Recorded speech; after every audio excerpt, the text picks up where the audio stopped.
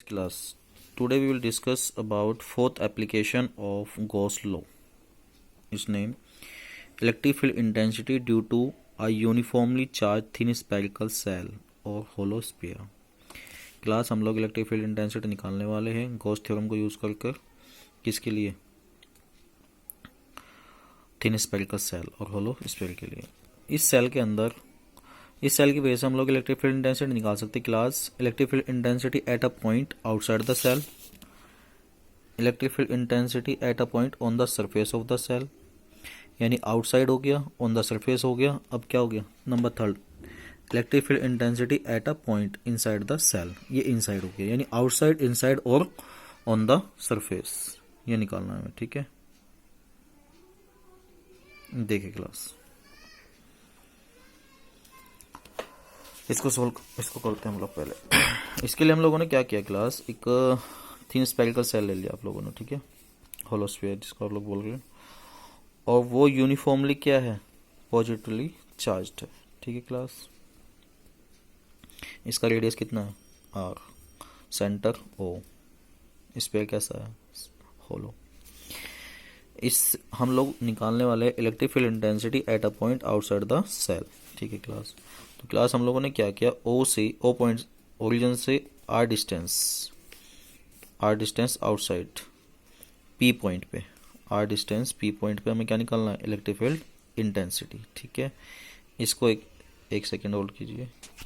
Yes class, तो origin से outside हम लोग आर डिस्टेंस पे गए और वहाँ पे हम लोगों ने क्या निकालना है, इलेक्ट्रिक फील्ड इंटेंसिटी। अब पी पॉइंट को हम लोगों ने, पी पॉइंट से होता हुआ हम लोगों ने गॉसियन, क्योंकि गॉस थ्योरम यूज़ करना है तो गॉसियन सरफेस हमें मस्ट है यहाँ पे, तो हम लोगों ने पी पॉइंट से होता हुआ एक आउटसाइड एक गॉसियन सरफेस बना लिया। ठीक है, ओके। अब क्लास हम लोगों ने क्या किया, consider a small area element at P point, यहाँ पे एक स्मॉल एरिया एलिमेंट हम लोगों ने ले लिया ऑफ एरिया ds, उसका एरिया कितना है ds। तो क्लास इस एरिया का एरिया वेक्टर किधर होगा, नॉर्मली आउटवर्ड, और उसको किससे नोट करेगी, वेक्टर ds से। ठीक है, अब क्लास क्योंकि ये पॉजिटिवली चार्ज स्फीयर है आउटसाइड से, और इस जब पॉजिटिव की वजह से electric field intensity, electric field किधर होती है, डायरेक्शन आउटवर्ड, नॉर्मली आउटवर्ड। तो देखिए इलेक्ट्रिक फील्ड का डायरेक्शन भी आउटवर्ड और एरिया वेक्टर का डायरेक्शन भी आउटवर्ड, और दोनों सेम डायरेक्शन में है, तो एंगल कोई नहीं बनेगा। जब एंगल नहीं बनेगा तो एंगल क्या होगा यहाँ पे, थीटा इक्वल्स टू 0 डिग्री। तो हमें यहाँ क्लास निकालना है electric field intensity due to uniformly charge thin spherical cell. तो देखिए क्लास इसके लिए हम लोग क्या करते हैं, और हेल्प किसकी लेनी है, गॉस थ्योरम की। ठीक है, तो गॉस थ्योरम का यूज़ करते हैं class according to Gauss theorem. Close surface integral, surface कैसी क्लास, क्लोज्ड, तो इंटीग्रेशन कैसे यूज होगा, closed S for surface, close surface integral. Formula क्या है, E dot D S equals to vector E dot D S equals to Q upon epsilon naught. Gauss theorem आप लोगों ने use किया यहाँ पे क्लास। जब डॉट प्रोडक्ट रिमूव करोगे तो आप लोग E D S cos theta Q upon epsilon as it is class. ठीक है, अब ये भी मैं आपसे बता चुका हूँ एंगल कितना होगा, 0 डिग्री क्लास। तो थीटा के प्लेस पे कितना पुट करेंगे आप लोग, 0 डिग्री। तो E D S cos 0 degree Q upon epsilon as it is, cos 0 कितना होता है क्लास 1, तो class E D S equals to Q upon epsilon naught. ठीक है, इसके बाद क्लास ई यहाँ पे क्या होगा, कांस्टेंट की फॉर्म में बाहर आ जाएगा। ठीक है, तो close surface integral D S equals to Q upon epsilon as it is. अब क्लास इंटीग्रेशन डी एस, यानी कि हमें डी एस मतलब यहाँ पे डी एस का इंटीग्रेशन क्या है क्लास, एस, यानी surface of the spherical Gaussian surface, integration of D S यानी S, surface of the spherical Gaussian surface. ये पूरा सरफेस कैसा है, गॉसियन सरफेस है, तो surface area of spherical Gaussian surface, यानी close surface integral D S आएगा यहाँ पे, एस निकल कर, एस का मतलब क्या है यहाँ पे, surface area of the spherical Gaussian surface. ठीक है क्लास, और जो हमारा स्पेयर है इसका सरफेस एरिया कितना होगा class, in class 10th you have been read 4 pi R square. ठीक है, तो class E outside multiply surface area 4 pi R square equals to Q upon epsilon naught. ये हम लोगों ने सरफेस एरिया का वैल्यू जो था यहाँ पे इक्वेशन में पुट कर दिया, E into 4 pi square Q upon epsilon naught. Formula हमारा निकला E equals to 1/4 pi epsilon naught Q upon R square. ठीक है, यस क्लास,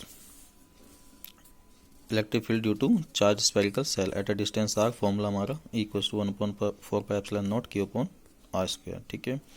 यहीं पर आ गया 4 अपॉन में आ गया, ठीक है, और r² भी अपॉन में अपने, ठीक है। अब इसको वेक्टर फॉर्म में अगर आप लोग लिखना चाहते हैं तो इसके साथ r क्या लगा दोगे, यूनिट वेक्टर, यानी ये किसको शो करेगा, डायरेक्शन को, किधर से किधर की तरफ, आउटवर्ड, यहाँ पे, ठीक है। ओके क्लास, अब हमारा second case, electric field intensity at a point on the surface of the shell. अब हम लोग सरफेस पे निकालना चाहते हैं इलेक्ट्रिक फील्ड इंटेंसिटी, ठीक है। ये वही हमारा स्फीयर है, सेल है, एज इट इज, जो यूनिफॉर्मली चार्ज था। अब इसके सरफेस पे निकालना हम लोगों ने। इस सरफेस पे हम लोगों ने क्या ले लिया, एक स्मॉल एरिया एलिमेंट ds ले लिया, ठीक है। तो इसका एरिया वेक्टर किधर होगा क्लास, इसका एरिया वेक्टर ds हमेशा किधर होता है, नॉर्मली आउटवर्ड, और पॉजिटिवली चार्ज है तो इलेक्ट्रिक फील्ड किधर होगी, आउटवर्ड। तो दोनों सेम डायरेक्शन में, जब सेम डायरेक्शन में तो एंगल कितना होगा, 0 डिग्री, सेम थिंग है। अब क्लास फिर हमारा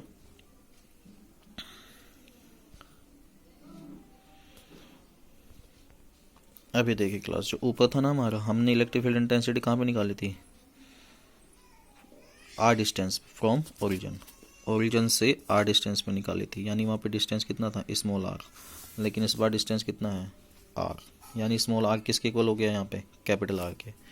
देखिए क्लास, पहले electric field intensity r distance पे निकाला था, अब वो r रिमूव होके वो r कहाँ पे आ गया, इनसाइड, और इनसाइड आ गया, स्मॉल r इनसाइड अंदर की तरफ आ गया, यहाँ पे देखो, यहाँ पे आ गया, इसको मैं ये देखिए, इस बार r जो है हमारा वो इनसाइड है, स्मॉल r इनसाइड, और वो स्मॉल r किसके इक्वल है, कैपिटल R के। तो हम लोग इस फर्स्ट इक्वेशन में, जो ये इक्वेशन आई थी हमारी, इस इक्वेशन में स्मॉल r के प्लेस पे क्या लगा सकते हैं, स्मॉल r के प्लेस पे कैपिटल R लगा सकते हैं। यहाँ पे दिखाया गया आपको small r equals to capital R, ठीक है। तो आप इसमें इक्वेशन में स्मॉल r के प्लेस पे कैपिटल R लगा दोगे, यानी स्मॉल r इस बार किसके इक्वल है, रेडियस के। तो हमारा फॉर्मूला बनता है equals to 1/4πε0 Q/r², electric field intensity due to thin spherical shell at the surface या ऑन द सरफेस, ठीक है। ओके क्लास, अब हम क्लास अगर इसको डेंसिटी की फॉर्म में फॉर्मूले को कन्वर्ट करना चाहते हैं, ठीक है, सफ़ेद चार्ज डेंसिटी की फॉर्म में कन्वर्ट करना चाहते हैं, तो देखिए कैसे होगा। सफ़ेद चार्ज डेंसिटी का फॉर्मूला आप लोगों ने क्लास पढ़ा है, density equals to charge upon, देखिए जी क्लास, सफ़ेद चार्ज डेंसिटी के लिए आप लोगों ने फॉर्मूला रीड किया है, surface charge density sigma equals to Q upon area, यानी चार्ज पर यूनिट एरिया। अगर हमें टोटल चार्ज निकालना है, टोटल चार्ज कितना है सरफेस के ऊपर, तो Q इक्वल्स टू क्या बनेगा, सफ़ेद चार्ज डेंसिटी मल्टीप्लाई एरिया।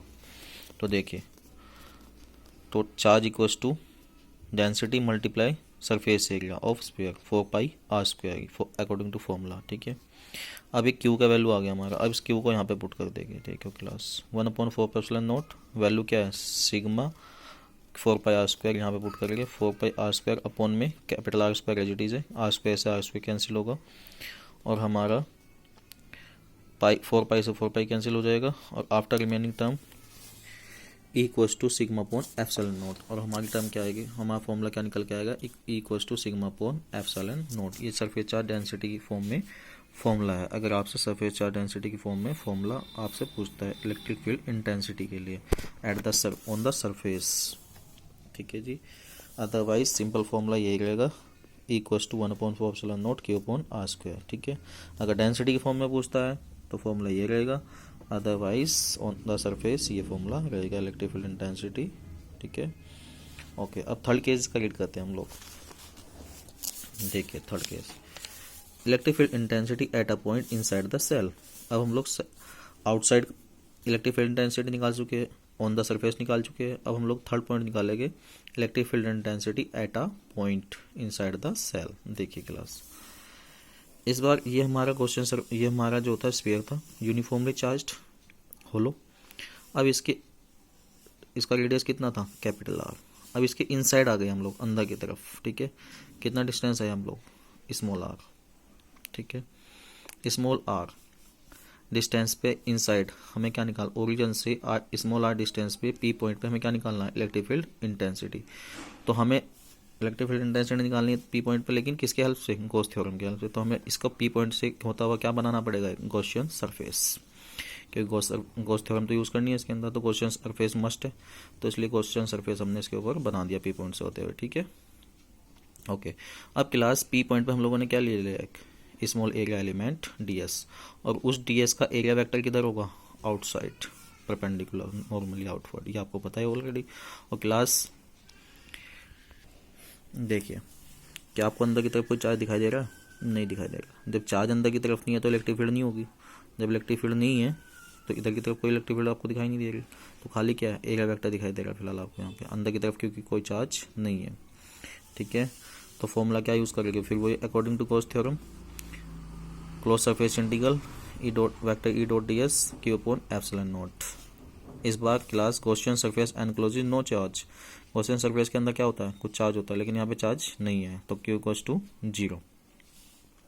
जब q की वैल्यू 0 पुट करोगे तो 0 अपॉन समथिंग 0, तो इलेक्ट्रिक फील्ड इंटेंसिटी कितना होगी क्लास, 0।